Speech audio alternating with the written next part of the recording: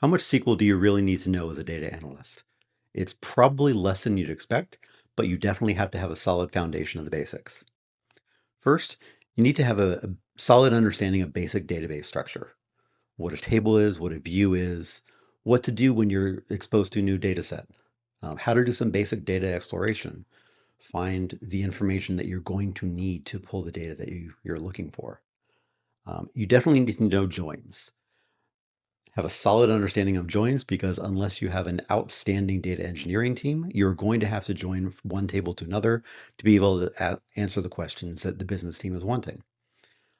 Left joins and inner joins are by far the most common, but you need to have a solid understanding of outer joins and right joins and union-alls in some cases. I think I have used a right join exactly once in my data career, and I was really excited to have the opportunity to do that. So, understand group buys and order buys.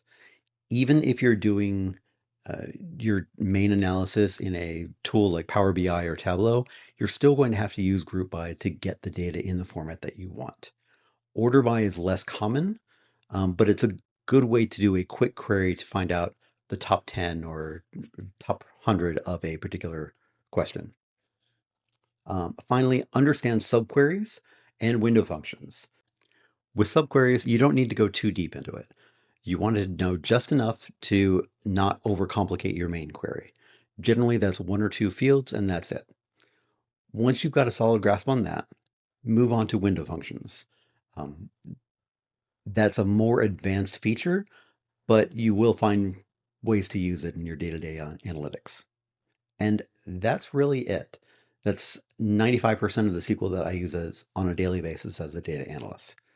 Um, if you have a solid understanding of these topics, you're good to go.